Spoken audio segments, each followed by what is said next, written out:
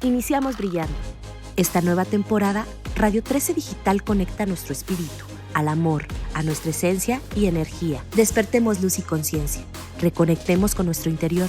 Nueva temporada Conectando con tu Luz, Radio 13 Digital, programación consciente.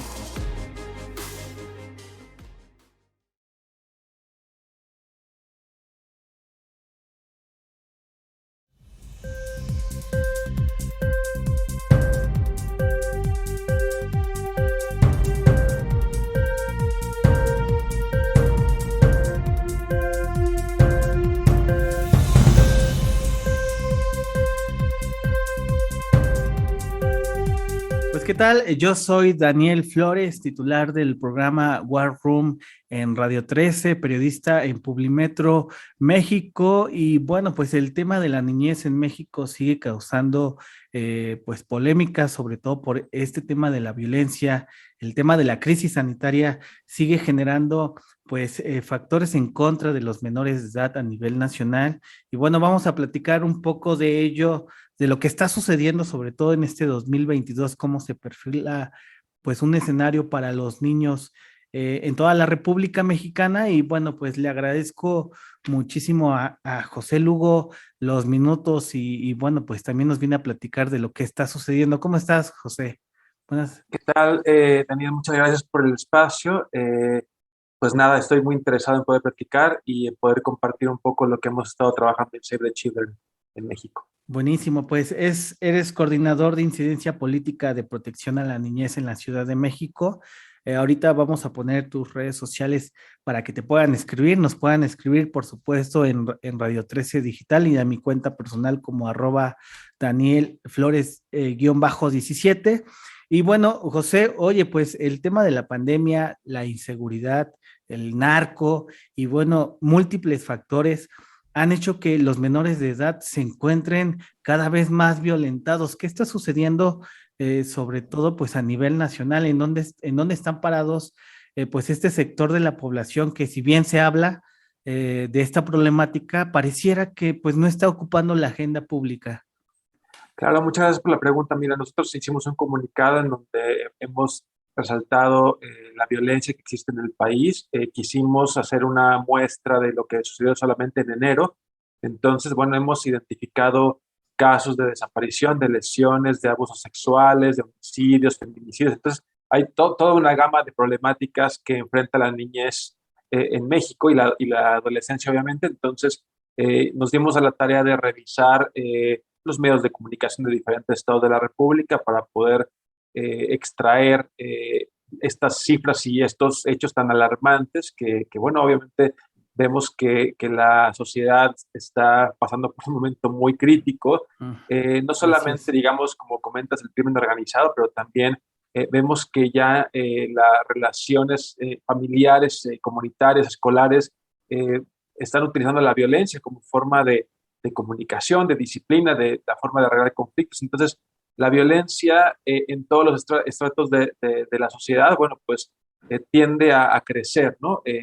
Entonces, creo que es un problema muy serio, independientemente de la parte del crimen organizado, que obviamente se requiere una labor muy decidida para poder enfrentar el problema. También tenemos que ver a las familias, a las comunidades, a las personas en lo particular y en la comunidad, digamos, como parte de la sociedad, y trabajar con ellas para ir erradicando la violencia y buscar otras formas de relación entre nosotros, ¿no? Claro, oye, fíjate que la cifra oficial no miente. El tema de la escalada de violencia en contra de menores de edad se ha venido registrando, pues no solamente en los últimos meses, sino también en los últimos años, en varias administraciones. Y quiero preguntarte, pues, ¿en qué estado se podría considerar que focos rojos para los niños? Sobre todo hablas de violaciones, hablas de desapariciones, de abuso sexual. ¿En dónde persiste esta problemática y en dónde se acentúa más pues este fenómeno, José?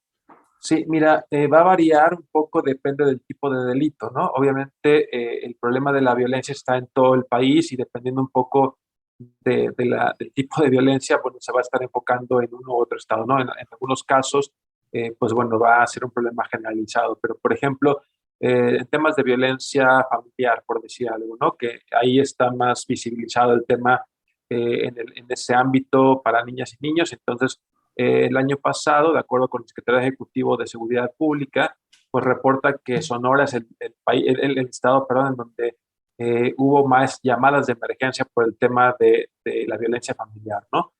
Seguido de Nuevo León, Colima, Aguascalientes, Quintana Roo, Durango. Obviamente en todo el país ninguno se salvó de reportes en temas de violencia familiar. Y así en diferentes instancias, por ejemplo, hablando un poco de la violencia de pareja, que también es una situación que luego afecta también a las adolescentes, por ejemplo, bueno, pues ahí tenemos que Baja California, Jalisco, Quintana Roo, Nuevo León, Sonora otra vez tienen los números más altos.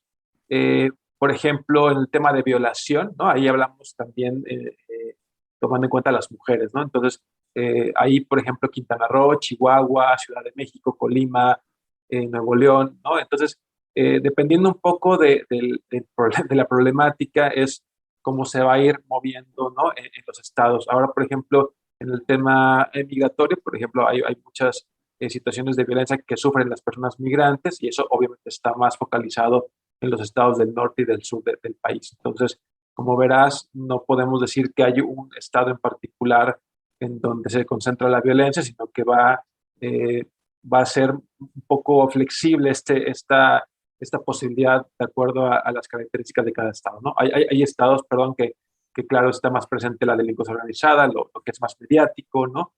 Como Zacatecas o Michoacán, etcétera. Pero, por ejemplo, en Guerrero hemos visto también que los niños están siendo armados, ¿no? Para poder ser parte de las autodefensas y también eso es una violación a los derechos de niñas y niños, ¿no? Porque pierden la infancia y, bueno, están expuestos a perder la vida también, ¿no? Entonces, pues bueno, vemos diferentes fenómenos en el país.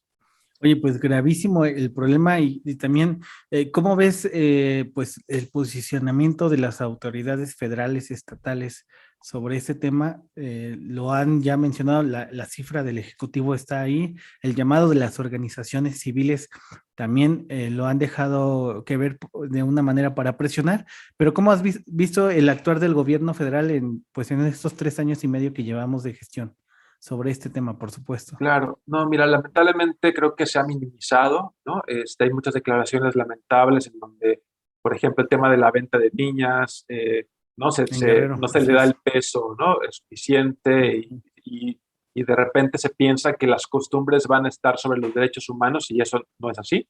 Entonces, creo que no ha habido una estrategia contundente que permita poner en el centro a niñas, niños y adolescentes como sujetos de protección, como titulares de derechos, y sigue habiendo este discurso de que son objeto de protección, ¿no? Entonces, esta Ujú. idea de volver a que el DIF sea el que se encargue del Sistema Nacional de Protección Integral, pues con una visión asistencialista, obviamente es un retroceso porque ya todo el camino que se ha ganado para poder visibilizar que niñas y niños son titulares de derechos y que también que están independientes de sus padres y no más bien tienen sus propios derechos y deben ser respetados, bueno, pues el discurso que se ve en la mayoría del tiempo es, bueno, devolverlo al DIF, de asistencia social, pensando que los niños son personas vulnerables que efectivamente requieren una protección, pero bueno, es una obligación de todas las personas hacerlo, ¿no? Entonces, vemos que hay un debilitamiento muy grande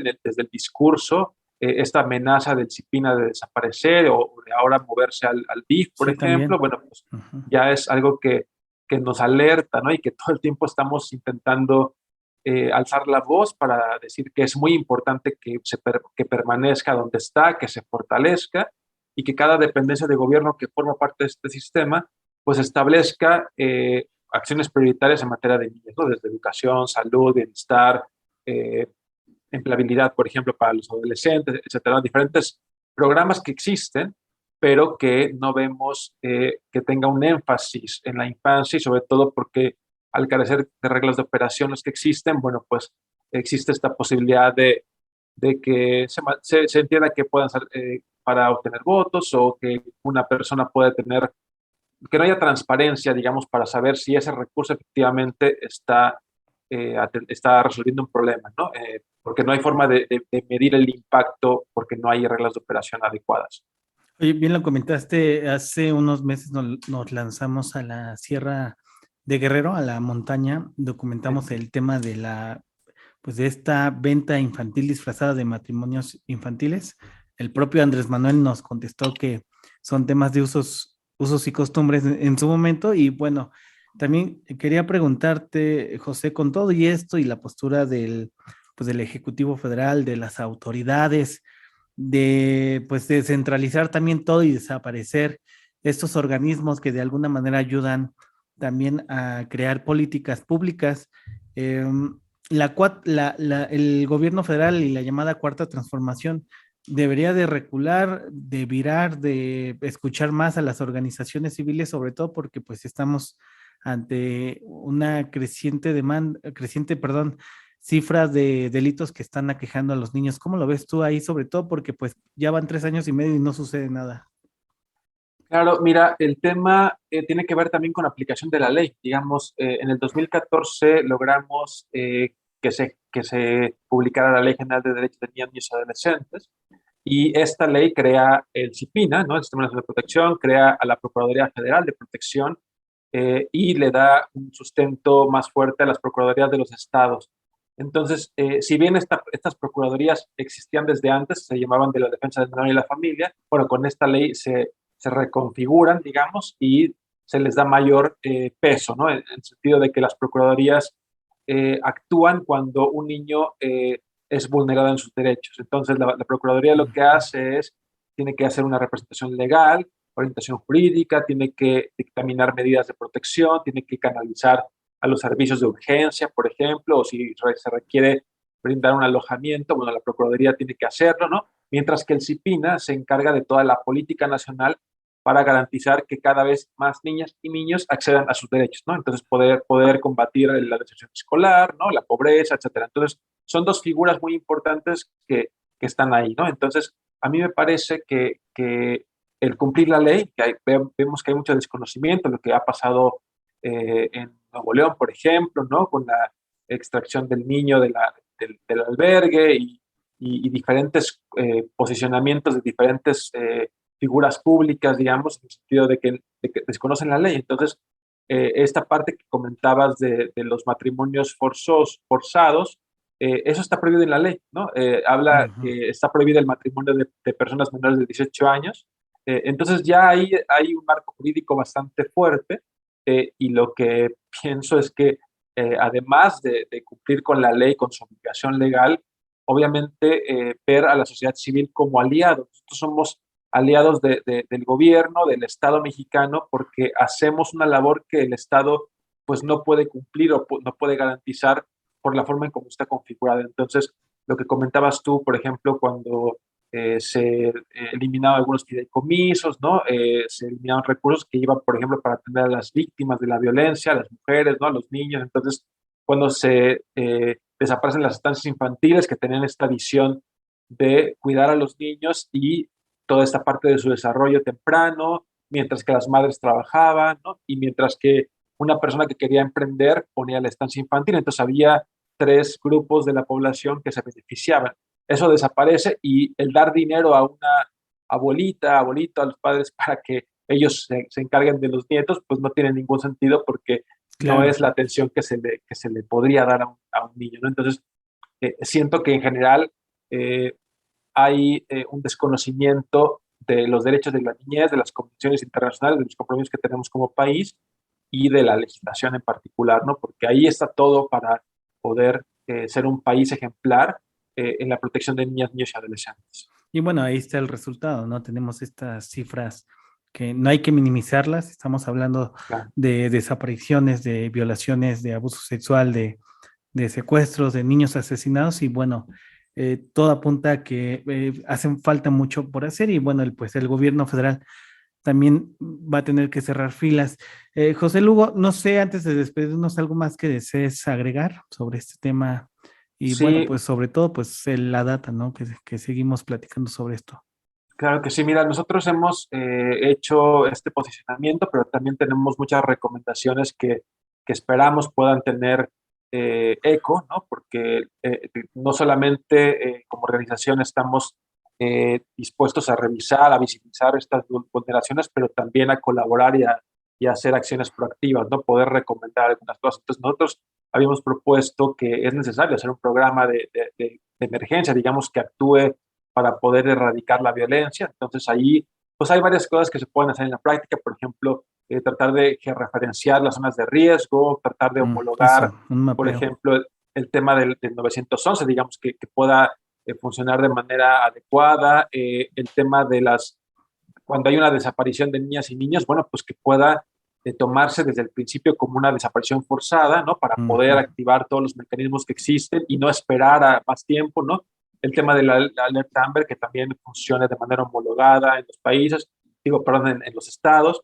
Y también, por ejemplo, el tema del castigo corporal y humillante, como decía, la violencia tiende a escalar, entonces tenemos que trabajar con las familias, las comunidades, para poder brindarles herramientas, para que se puedan relacionar de una manera respetuosa de los derechos humanos, pacífica, que puedan resolver los conflictos de manera pacífica también y promover la cultura de paz, ¿no? Esto tiene que ver para poder erradicar, por ejemplo, el castigo, la humillación como forma de crianza o disciplina, que también eso está en la ley. Justo se publicó el año pasado, entraron en vigor las reformas para prohibir esta forma de crianza y castigo contra niñas y niños a través de la humillación y el castigo físico, digamos, ¿no? La talgada, los pellizcos, eso está ya reformado y la ley está prohibido, entonces hay que homologar en todo el país esta prohibición, pero no solamente es una cuestión de leyes, sino tenemos que conformar políticas públicas que vayan enfocadas a la población directamente y poder justo apoyarles a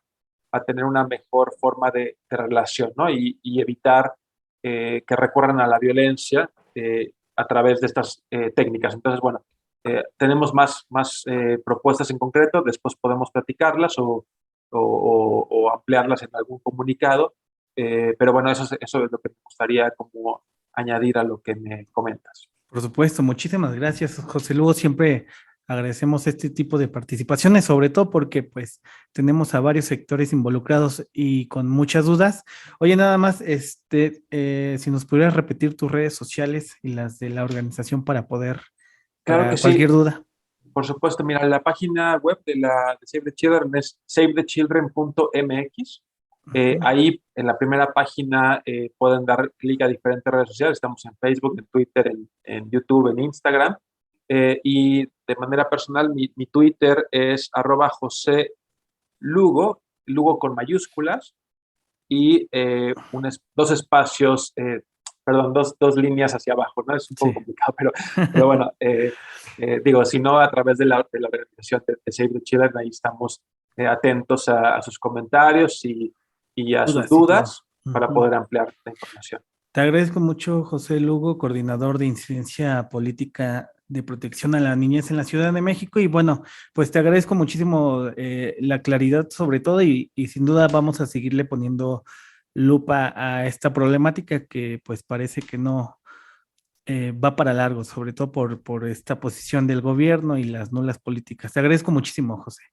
No, al contrario, Daniel, muchas gracias por el espacio y saludos a tu auditorio. Gracias, cuídate. Hasta luego. Hasta luego.